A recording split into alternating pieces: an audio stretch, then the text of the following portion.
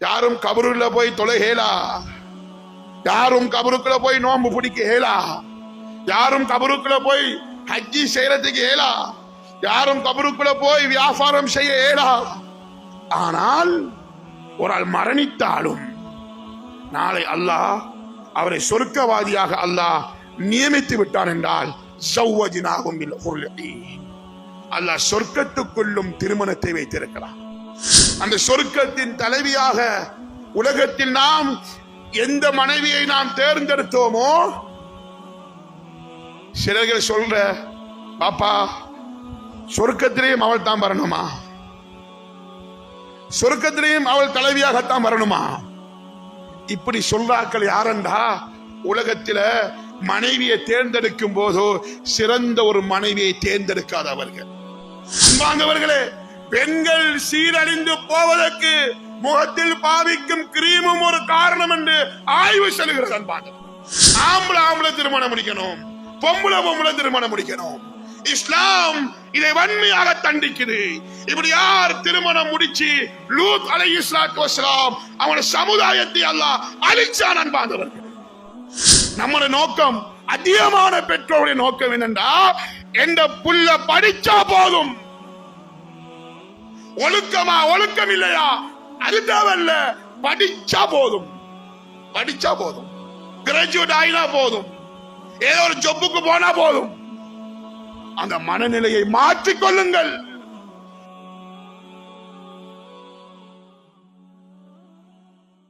ஸல்லல்லாஹு அலைஹி வஸல்லம் அவங்களுக்கு பின்னால யாராவது ஒரு ஆள் சொல்ல ஏழுமா என்ன போல தொழுது கொள்ளுங்க? நான் தொழுகையில எப்படி பேணுதலாக குஷு குழுவாக இருக்கிறது அத போல நீங்களும் இருந்து கொள்ளுங்க யாராவது ஒரு ஆள் சொல்ல ஏழுமா? முஹம்மது ஸல்லல்லாஹு அலைஹி வஸல்லம் சொன்னாங்க, ஸல்லு கமா ரஅய்துமூனி உஸல்லி. எப்படி நீங்க என்ன தொழுகிறத மாதிரி கண்டீங்களோ அத போல நீங்க தொழுது கொள்ளுங்க. வெறும் தொழுகைக்கு மாத்திரம் வழிகாட்டல்ல, ஹஜ்ஜுடைய கடமையை ஸல்லல்லாஹு அலைஹி வஸல்லம் நிறைவேற்றுவதற்கு போய் கொண்டிருக்கிறார்கள். சஹாபாக்களை நோக்கி சொன்னார்கள், குது அன்னி மனாசிகக்கும், குது அன்னி மனாசிகக்கும். சஹாபாக்களை நோக்கி ஸல்லல்லாஹு அலைஹி வஸல்லம் சொன்னார்கள், நீங்கள் ஹஜ்ஜுடைய கடமையை நிறைவேற்றுவதற்கு வருகிறீர்களா? ஹஜ்ஜுடைய கடமையை என்னை பார்த்து படித்துக் கொள்ளுங்கள், பாடமாக்கிக் கொள்ளுங்கள். சகோதரர்களே, நல்லவர்களே, ஏன் இந்த ரெண்டு விடயத்தையும் சொன்னேன்டா, ஸல்லல்லாஹு அலைஹி வஸல்லம் அவங்க தொழுகைக்கும் வழிகாட்டினாங்க, ஹஜ்ஜுக்கும் வழிகாட்டினாங்க. அதோட இந்த உம்மத்தை ஸல்லல்லாஹு அலைஹி வஸல்லம் விட்டு போகல. எப்படி வியாபாரம் செய்யணும் என்கிறதையும் படிச்சு தந்தாங்க, செயல்படுத்தி காட்டினாங்க. வெறும் மற்ற தலைவர்களை போன்று நாங்கள் அந்த கட்சிக்கு தலைவர், முஸ்லிம் கட்சிகளுக்கு தலைவர் என்று சொல்லிவிட்டு இஸ்லாத்தில் இல்லாத பெண்களுடனும் ஏனேனே விடயங்களுடனும் சம்பந்தப்பட்டு நான் முஸ்லிம் தலைவர் என்று சொல்லிக் கொண்டு திரிந்தவர்கள் அல்ல முஹம்மது முஸ்தபா ஸல்லல்லாஹு அலைஹி வஸல்லம் அவர்கள். வியாபாரத்துக்கு சொன்னார்கள், வியாபாரத்தை சரியாக செஞ்சு கொள்ளுங்கள். மன் கஷனா ஃபலைஸ மின்னா, மன் கஷனா ஃபலைஸ மின்னா. யார் வியாபாரத்தில் மோசடி செய்கிறார்களோ அவர்கள் என்னை சார்ந்தவர்கள் அல்ல. நபியுடைய வியாபாரத்தை பார்த்துதான் அன்னை கதீஜா ரலியல்லாஹு தஆலா அன்ஹா திருமணம் முடிச்சாங்க. இந்த வியாபாரத்தில் இந்த முஹம்மது ஸல்லல்லாஹு அலைஹி வஸல்லம் எப்படி உண்மையாக நடந்து கொள்ளுகிறார்கள் என்று பார்த்து திருமணம் முடிச்சாங்க. நபி வியாபாரத்தில் நேர்மையாக நடந்து கொண்டாங்க.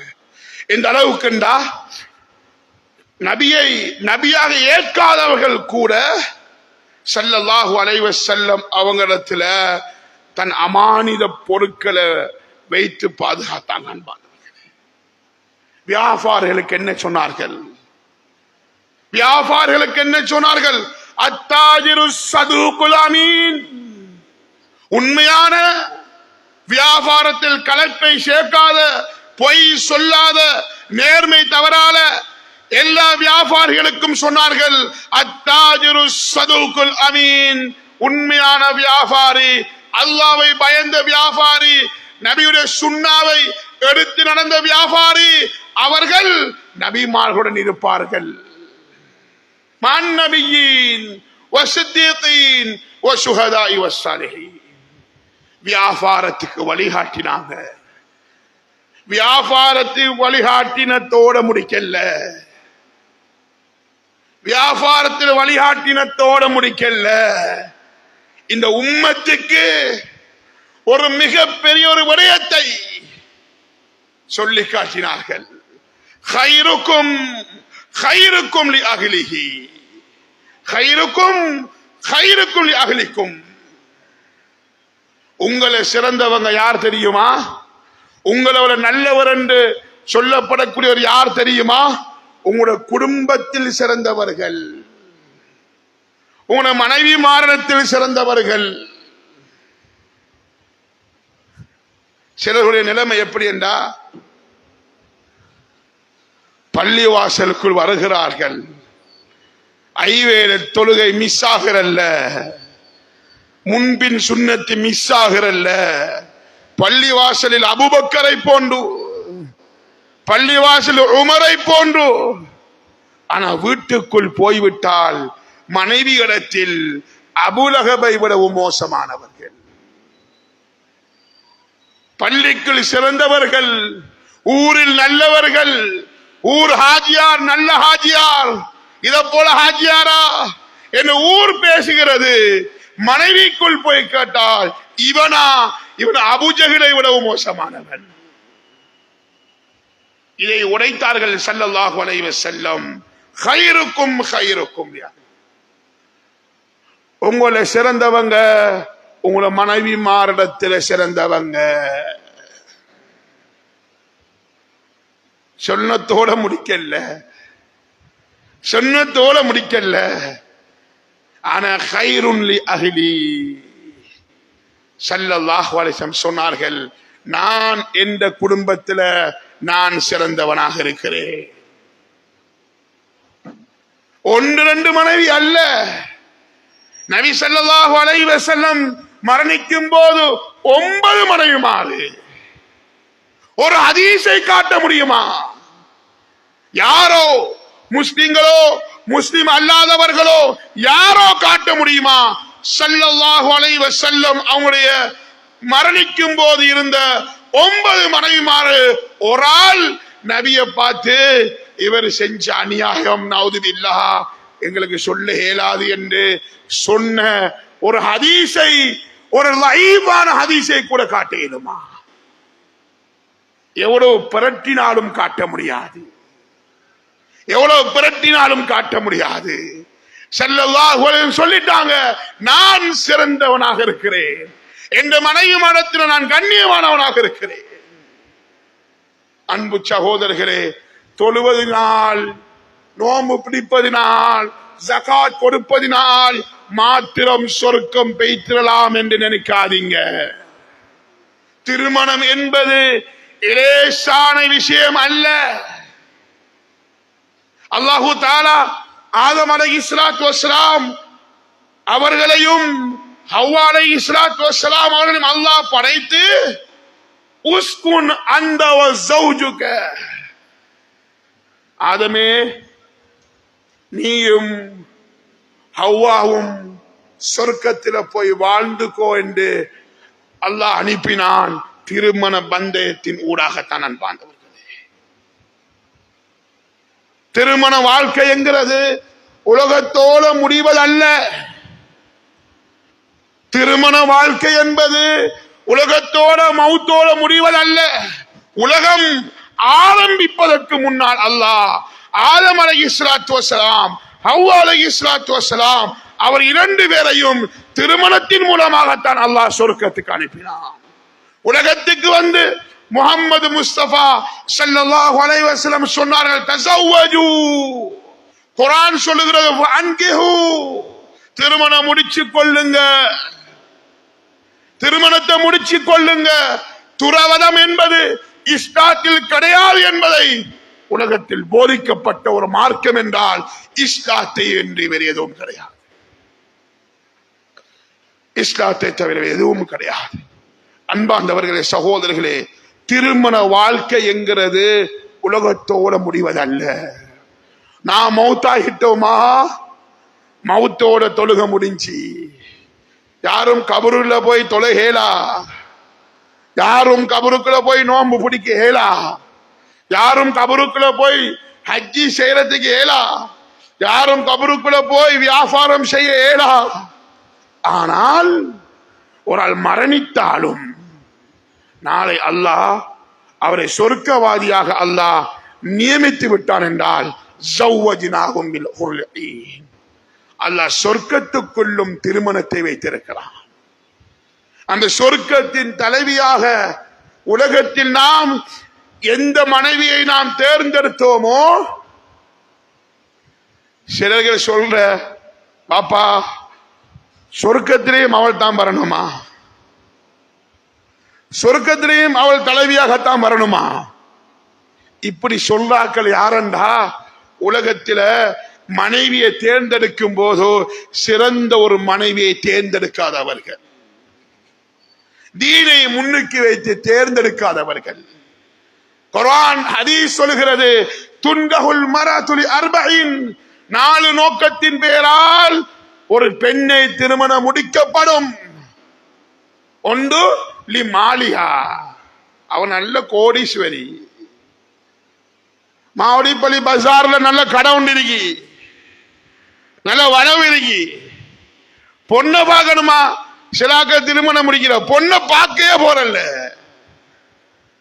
அன்பார்ந்தவர்களே, பொண்ணை பார்க்க போறது இஸ்லாத்துல சுன்னத்து. இஸ்லாம் எந்த அளவுக்கு சொல்லுதண்டா, நீ போறாய் பொண்ணை பார்க்காய், வீட்டுல வாராய், பொண்ணை பார்த்த திருப்தி இல்லண்டா நீ திருப்பி போய் பார்க்கலாம். திருப்பி வாராய், உனக்கு 100 தடவை தான் பார்க்கறதுக்கு. அதுக்காக வேண்டி என்ன சும்மா ஐஸ் வச்சுட்டு போய் பாக்குறல்ல, என்னதுக்கு பாக்குறன்னா பொண்ணை பார்த்தோம் பிடிக்கல படல. அப்படி என்றா நம்ம திரும்ப திரும்ப பார்க்கலாம் என்று இஸ்லாம் சொல்லுதான். பாந்தவர்கள் சிலாக்கள் பொன் பார்க்க போறல்ல, பொன் நோ ப்ராப்ளம், நம்மளுக்கு சொத்து கொஞ்சம் தேவை, ஒரு கடை, அதுக்குள்ள கொஞ்சம் பேர் பெருமை வேற. இவ்வளவுலாம் கேட்கறது நாங்க சந்தோஷமா வாழ்றதுக்கு இல்ல, உங்களோட புள்ள சந்தோஷமாக வாழ்றதுக்கு தான். ஒரு கடை, ஒரு ஊடு, ஒரு பவுன் தங்கம், கொஞ்சம் ஒரு கார், கொஞ்சம் செலவுக்கு காசி, லேசா கட்டிட்டு போற. இது நோக்கம், கல்யாணத்தின் நோக்கமே காசி. சிலாக்கள் ஜமாலி ஜமாலிஹா, அழகு. இப்ப உலகத்தில் கருத்த பொண்ணே இல்ல, ஒத்தரும் இல்லை, எல்லாரும் கிரீம் போட்டு போட்டு எல்லாம் வெள்ளையாயிட்டு. அன்பார்ந்தவர்களே, பெண்கள் சீரழிந்து போவதற்கு முகத்தில் பாவிக்கும் கிரீமும் ஒரு காரணம் என்று ஆய்வு செல்கிறது. அன்பார்ந்தவர்களே, ஏனென்றால் அந்த கிரீம் எல்லாம் தயாரிக்கப்படுவது பண்டி கொழுப்பினால, அல்லாஹ் தடுத்த விடயத்தினால. அதனால அந்த கிரீம போற நேரத்துல பண்டிர குணம் தான் வரும். என்ன குணம்? ஆம்பளை திருமணம் முடிக்கணும். இப்ப புதுசா வந்துருக்கி, ஆம்பளை திருமணம் முடிக்கணும், பொம்பளை திருமணம் முடிக்கணும். இஸ்லாம் இதை வன்மையாக தண்டிக்குது. இப்படி யார் திருமணம் முடிச்சு லூத் அலைஹிஸ்ஸலாத்து வஸ்ஸலாம் அவன சமுதாயத்தை அல்லாஹ் அழிச்சான். அன்பார்ந்தவர்களே, இதை நினைக்காதீங்க, இது நம்ம இஸ்லாத்துல இப்படி பிள்ளைகள் முடிக்க மாட்டா என்று நினைச்சிடாதீங்க. இஸ்லாம் என்ற பெயர் வச்சவங்களும் ஆம்பளை ஆண் திருமணம், பெண் திருமணம் என்று முடிச்சு கொண்டு வாழ்ந்து கொண்டிருக்கிறாங்க. அன்பார்ந்தவர்களே, இஸ்லாம் தடை செய்கிறது. இப்படி திருமணம் நடக்கும் என்றால், இப்படி ஒரு மோசமான செயல் நடக்கும் என்றால் குர்ஆன் சொல்லுகிறது, நாங்க அப்படியே புரட்டி அடிச்சுக்குவோம். லூத் அலைஹிஸ்ஸலாத்து வஸ்ஸலாம் அவங்களுடைய சமுதாயத்துக்கு நடந்த விடயம் நடக்கும் என்பதை குர்ஆன் சொல்லுகிறது. அன்பார்ந்தவர்களே, காரணம் என்னண்டா பாவிக்கிற சில கிரீம்களுடைய காரணம். அன்பார்ந்தவர்களே, முகத்தில் வெளிச்சம் வேணுமா, முகத்தில் பிரகாசம் வேணுமா? இஸ்லாம் சொல்லுகிறது தொழுகையை சரியாக நிலைநாட்டிக்கோ, நூறுன் வ நஜாத்துன், உன முகத்தில் பிரகாசம் வரும். நம்மளும் பார்த்திருக்கிறோம், எத்தனை ஆண்கள் மாஷா அல்லாஹ் கருப்பாகத்தான் இருப்பாங்க, முகத்தில் பிரகாசம் என்றா அது தொழுகையுடைய வெளிச்சம். அன்பார்ந்தவர்களே, ஜமாலிஹா, திருமணம் முடிக்கிற அழகுக்கு மாத்திரம் தான். மூணாவது நசபிஹா, வம்மிசம், ரோயல் ஃபேமிலி என்கிறதுனால. அன்பார்ந்த சகோதரர்களே, இந்த மூணு நோக்கம். நான்காவது ஸல்லல்லாஹு அலைஹி வஸல்லம் சொன்னாங்க, லிதீனிஹா, அந்த பெண்ணுடைய தீனுக்காக. அந்த பெண் நல்ல ஒழுக்கம் உள்ளவள். தீனுங்கிறது நீங்க நினைச்சு கொள்ளாதீங்க, பெண்களுடைய தீனண்டா அவ 5 நேரம் தொழுதா அதுதான் தீனன்னு நினைக்காதீங்க. லிதீனியா என்பதுடைய அர்த்தம் என்ன தெரியுமா? அந்த புள்ள ஒழுக்கமான புள்ள, மகரம் பேணக்கூடிய பொம்புல, அந்நிய ஆண்களுடைய தொடர்பு இல்லாத பொம்புல, அல்லாஹ்வை பயந்த ஷரியத்தை நிலைநாட்டுவதற்கு தடையில்லாத பொம்புல. நான் ஒரு ஷரியத்தை நிலைநாட்ட போறேனா, எக்ஸாம்பிள் ஜகாத் கொடுக்க போறேனா, என் மனைவி சொல்லணும் நீங்க ஜகாத்தை கொடுங்க, உங்களுக்கு வளர்ச்சி உண்டாகும் என்று சொல்ற பொம்புல.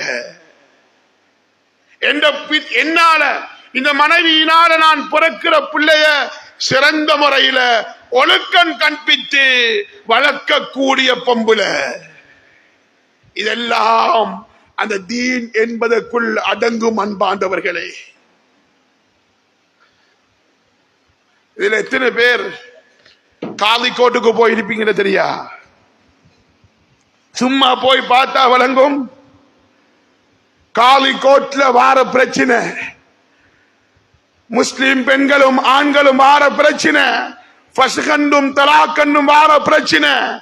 அந்த பிரச்சனைக்குரிய சுருக்கம் என்னண்டா, திருமணம் என்கிறது நல்ல நோக்கத்தில திருமணம் முடிக்கல,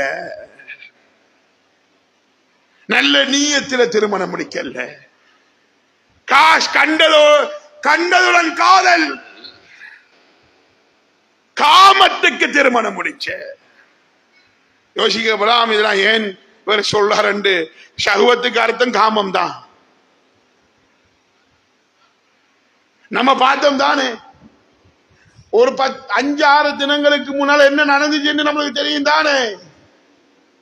கண்டதுடன் காதல். அதனால என்ன நடந்துச்சு? இஸ்லாம் வம்மிசம் என்கிறத வற்புறுத்துகிறது. அதனாலதான் அல்லாஹ் முஹம்மது ஸல்லல்லாஹு அலைஹி வஸல்லம் அவங்கள சிறந்த வம்மிசத்தில இருந்து அல்லாஹ் தேர்ந்தெடுத்தான். பிள்ளைகள் கொலை செய்யப்படுகிறது, கொட்டிக்குள் வைத்து கொலை செய்யப்படுகிறது, காணிகளிலேயும் வயல்களிலேயும் பிள்ளைகள் தூக்கறியப்படுகிறது. காரணம் என்னண்டா, கண்டதுடன் காதல். திருமணத்தின் நோக்கம் வழங்கல்ல, திருமணம் எதற்கு முடிக்கணும் என்கிறது வழங்கல்ல. அன்பார்ந்த சகோதரர்களே, யார் திருமணத்தை தீனுடைய நோக்கம் இல்லாமல் நல்ல நீயத் இல்லாமல் யாரெல்லாம் திருமணம் காபத்துல்லாவுக்கு உள்ள சிலாக்கள் ஹசரத் சுபகுல தான் இந்த கல்யாணத்தை வைக்கணும். சுபகுல ஏன் வைக்கணும்? கால நேரம் அல்லாஹ் பரக்கத் செஞ்சிருக்கிறான் தானே, அதுல சுன்னத்து பேன்ற சிலாக்கள் சீதனம் கோடிக்கணக்கில் வாங்கிட்டு, ஹசரத் எங்கிட்ட கல்யாணத்தை நான் பள்ளிக்குள்ள அமைக்கிறேன். பாப்பா ஒன்று சொல்றேன் கேளுங்க, நல்ல நீயத் இல்லாம தீனுடைய நோக்கம் இல்லாம திருமணத்தை கொண்டு போய் ஹரம் ஷரீஃப்ல காபத்துல்லாஹ்க்கு உள்ளுக்கு போய் வச்சாலும் அந்த திருமணத்தில சந்தோஷம் என்பது வராது. சந்தோஷம் இதோட வேற என்ன உதாரணம் சொல்லலாம்? நல்ல நோக்கம் இல்லாமல், தீன் இல்லாமல், மார்க்கம் இல்லாமல், காமத்துக்கும் அழகுக்கும் பணத்துக்கும் அதுக்கும் இதுக்கும் திருமணம் முடிக்கிறோமா? அந்த திருமணத்தை காபத்துல்லாவுக்கு உள்ள போய் திருமணத்தை முடிச்சு வச்சாலும் அந்த திருமணத்தினால சந்தோஷம் வராது அன்பான. அப்ப திருமணத்துடைய நோக்கம் என்ன? எதற்கு திருமணம் முடிக்கிற? திருமணத்துக்கும் நீயத் இருக்கிறது. திருமணத்துக்கும் நீயத் இருக்கிறது. எப்படி ஜும்மாவுடைய தொழுகைக்கு நான் ஜும்மாவுடைய தொழுகையை நான் நிறைவேற்றுகிறேன் என்று நியத்து வைக்கிறோமோ, லுஹருடைய தொழுகைக்கு உஸல்லி ஃபர்துல் லுஹரி மஅமூமன் அல்லாஹு அக்பர் என்று நியத்து வைக்கணுமோ, இதே போல திருமணம் முடிக்கிறதுக்கும் நீயத்து இருக்கிறது அன்பானவர்களே. இந்த நீயத்தை பிள்ளைகளுக்கு படிச்சு கொடுங்க. முதலாவது நீயத் என்னண்டா, நான் எதற்கு திருமணம் முடிக்கிறேன்டா, அல்லாஹும் ரசூலும் சொல்லி இருக்கிறாங்க, ஏவி இருக்கிறாங்க. குர்ஆன் சொல்லுது ஃபன்கிஹு என்று குர்ஆன் சொல்லுது, ஹதீஸ் சொல்லுது தஸவ்வஜு என்று சொல்லுது. அதனால அல்லாஹ் ரசூலுடைய கட்டளையை நிறைவேற்றத்துக்காக வேண்டி நான் திருமணம் முடிக்கிறேன். ஒரு எந்த நோக்கமும் இல்லை. அல்லாஹ்வும் ரசூலும் சொல்லி இருக்கிறாங்க, அதனால நான் திருமணம் முடிக்கிறேன்.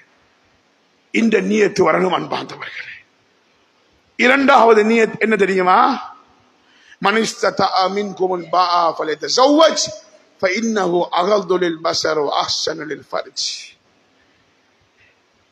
நான் திருமணம் முடிக்காம இருக்கிறதுனால நான் பாவத்தில் விழுந்துருவேன், பாவம் உண்டாகிறோம், விபச்சாரத்துக்கு போய் தருவேன், என கண்ண பார்வை தாழ்த்துறதுக்கு ஏலா, இதனால திருமணம் முடிச்சிருவேன், இதனால பாவத்துக்கு பேய்த்திருவேன். அந்த பாவம் செய்யாம இருக்கிறதுக்காக வேண்டி என் கண்ணை பாதுகாப்பதற்கும் என் மர்மஸ்தனத்தை பாதுகாப்பதற்கும் நான் திருமணம் முடிக்கிறேன். அன்பு சகோதரர்களே, நல்லவர்களே, சில 70 வயசு 75 வயசு உள்ள சில கணவன் மனைவி மாற நாங்க சந்திச்சிருக்கிறோம் அன்பானவர்களே. அவங்க திருமணம் முடிக்கும் போது எப்படி சந்தோஷமாக இருந்தாங்களோ 70 வயசு ஆகியும் அந்த சந்தோஷத்தை கண்டோம் அன்பானவர்களே. சிலர்களுடைய நிலைமை எப்படி என்றா, மனைவி மௌத்தாகிட்டா வாழ்க்கையை முடிஞ்சி என்ற அளவுக்கு வாழ்ந்து கொண்டிருக்கிறாங்க. என்ன மனைவியை நான் திருப்பி எப்ப சந்திக்க போறேன்? இவங்கெல்லாம் நம்ம சிலாக்கள் யோசிக்கிற 70 வயசுல இந்த வயசால் இப்படி நடக்கிறாரு, இவருக்கு ஒரு சென்ஸ் இல்லையான்னு யோசிக்கிறோம். இல்ல அன்பாந்தவர்களே, அதுதான் அன்பு அன்பாந்தவர்களே. அவங்க திருமணம் முடிச்ச நோக்கம் என்னண்டா, நான் என் மனைவியை சந்தோஷப்படுத்தணும், மனைவி யோசிச்ச என் கணவனை சந்தோஷப்படுத்தணும், என் கணவனுடைய எல்லா தேவையும் பூர்த்தி செய்யணும், கணவன் யோசிச்ச என் மனைவியில சந்தோஷத்தை நான் பெறணும், மனைவி சிக்னேச்சர் வச்சாதான் நான் அல்லாஹ்விடத்துல நல்லவர் என்று எழுதப்படுவேன் என்ற நோக்கத்தில் திருமணம் முடிச்சாங்க. அன்பு சகோதரர்களே, ஏன் இந்த நேரம் முடிவடைந்து விட்டது, ஆனால் வருபவர்கள் இன்னும் முடிவடையவில்லை. அன்பு சகோதரர்களே, இந்த நேரத்தில் ஏன் இந்த திருமணத்துடைய விடயம் பேசப்படுதென்றா, திருமணம் என்கிறது வயசுக்கு அல்ல அன்பாந்தவர்களே.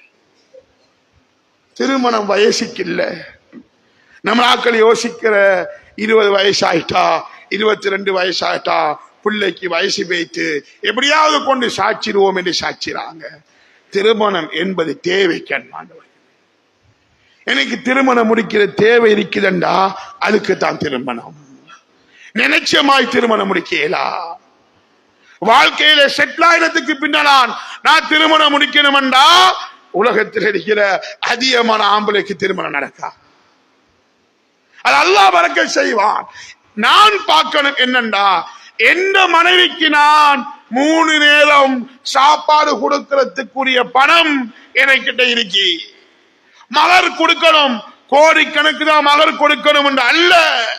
நான் கொடுக்கிற மகர எந்த மனைவி ஓம் என்று பொருந்தி கொள்வாகண்டா அந்த மகர் போதும், அந்த மகர் போதும். கோடிக்கணக்கில் வாங்கி போட்டு 105 ரூபாய் சுண்ணத்து கொடுக்கறத பேசல. கோடிக்கணக்கில் காசை வாங்கிட்டு சிலாக்கள் வந்து சொல்றா, சிலர் நீங்க 105 ரூபான்னு போட்டு எழுதுங்க, இல்லாடி 1,05,000 ரூபான்னு போட்டு எழுதுங்க. சிலாக்கள் வந்து சொல்ற, ஏனென்றா ஒத்தப்பட சுண்ணத்தான் இங்க வாங்கின கோடிக்கணக்கில். அன்பார்ந்தவர்களே, திருமணமா எந்த 3 நேரம் என்ற மனைவிக்கு சாப்பாடு கொடுக்கறதுக்கு, நடுத்தரமாக சாப்பாடு கொடுக்கறதுக்கு எனக்கு 7 மண்டா நான் திருமணம் முடிச்சு கொள்ளலாம். ஆனா திருமணம் முடிச்சு கொடுக்கிற நேரத்தில் பெற்றோர்கள் நமக்கு கடமை இருக்கு. எந்த பெண்ணு எந்த பொம்பளை பிள்ளையா எந்த ஆம்பளை பிள்ளையா திருமணத்தின் நோக்கத்தை படிச்சு கொடுக்கணும். வாழ்க்கை இதுதான் எங்களை விளங்கப்படுத்தணும். ஒழுக்கம் இல்லாம போயிட்டான் பாண்டவர்களே. ஒழுக்கத்தை பத்தி நம்முடைய பகுதியில நடக்கிறத சொல்ல போனா காது வடிச்சிடும் நமக்கு. இப்படி எல்லாம் நடக்குதுண்டா. நம்முடைய நோக்கம், அதிகமான பெற்றோருடைய நோக்கம் என்னண்டா, எந்த புள்ள படிச்சா போதும். ஒழுக்கமா ஒழுக்கம் இல்லையா அது தேவையில்ல, படிச்சா போதும், படிச்சா போதும், கிராஜுவேட் ஆயினா போதும், ஏதோ ஒரு ஜொப்புக்கு போனா போதும். அந்த மனநிலையை மாற்றிக் கொள்ளுங்கள். படிப்பதை ஹராம் என்று பேசவில்லை நான். படிக்கணும், பிரச்சனை இல்லை, ஒழுக்கத்துடன் படிக்க வேண்டும். ஒழுக்கம் உயிரிலும் ஓம்பப்படும். ஒழுக்கம் இல்லை என்றால் என் குடும்பம் அழிய போகிறது. நான் எந்த பிள்ளைக்கு, பெண் பிள்ளைக்கு ஒழுக்கத்தை படிச்சு கொடுக்கலண்டா, அந்த புள்ள ஒழுக்கமற்ற ஒரு செயலை செஞ்சிட்டா அந்த குடும்பமே வம்மிசமே அழிய போகுது. அதனால ஸல்லல்லாஹு அலைஹி வஸல்லம் சொன்னாங்க, 2 பெண் குழந்தை யாருக்கு அல்லது 3 பெண் குழந்தை யாருக்கு இருக்குதோ அவங்க அந்த பிள்ளைக்கு ஒழுக்கத்தை கொடுத்து வளர்த்தாங்கண்டா அது மட்டும் போதும் அவங்க சொர்க்கம் போறதுக்கு. அதனால அன்பு சகோதரர்களே, திருமண வயசா பிள்ளைகளுக்கு திருமணத்தை முடிச்சு கொடுத்துருங்க. இவரு அந்த மனைவிய இவர் 3 நேரமும் அதனால உழைக்காம திருமணம் முடிக்க சொல்லல. இவரு அந்த பெண்ணுக்கு தேவையான பொருட்களை, சாப்பாடுகளை கொடுக்க முடியுமானவரண்டா திருமணத்தை முடிச்சு கொடுத்துருங்க. குறிப்பாக பெண் பிள்ளைகளுக்கு ஒழுக்கத்தை படிச்சு கொடுங்க. அன்பார்ந்தவர்களே, ஒரே ஒரு விஷயத்தை படிப்பினைக்காக நீ சொல்றேன். ஒரு பாடசாலையில நாங்க போயிருந்தோம். சிறுவர் சில்ட்ரன் டே என்ற ஒரு விடயம் ஆகஸ்ட் 1 நடந்திருந்துச்சு. டிஎஸ் ஆபீஸ்ல ஒரு மீட்டிங் நடந்துச்சு. அந்த நேரத்தில் அந்த சிறுவர்களுக்கு பொறுப்பான ஒரு பெண் சொல்லுகிறாள், ஹஸரத் நாங்க ஒரு ஸ்கூலுக்கு போனோம், பெரும் ஒரு பிரச்சனை உண்டாயினுச்சு.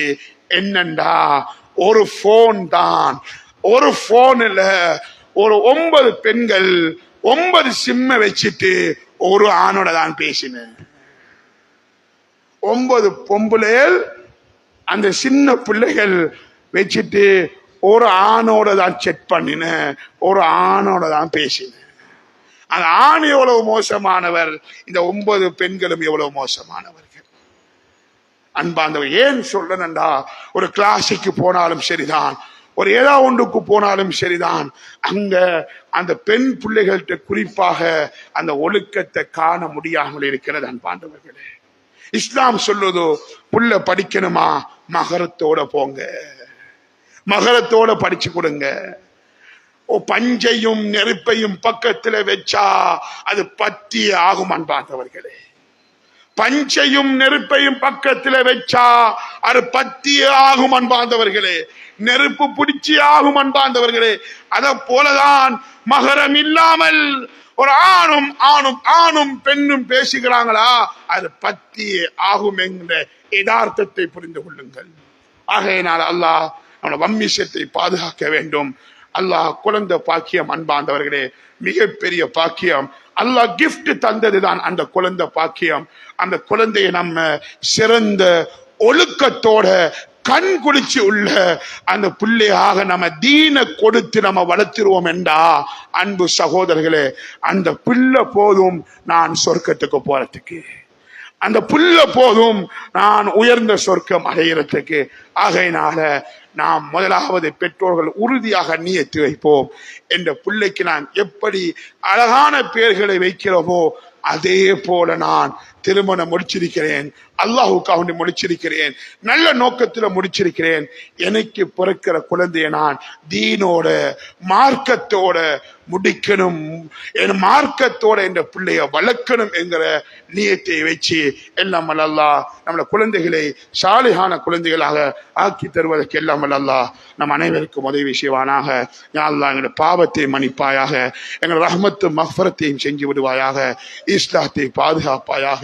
யா அல்லாஹ் குழந்தை பாக்கியத்தை தந்திருக்கிறாய் யா அல்லாஹ், அந்த குழந்தை பாக்கியத்தை நாங்கள் கிஃப்டாக நினைச்சு அந்த குழந்தைகளுக்கு தீனையும் மார்க்கத்தையும் படிச்சு கொடுக்கிறதுக்கு எங்களுக்கு சக்தியை தந்திரியா அல்லாஹ்.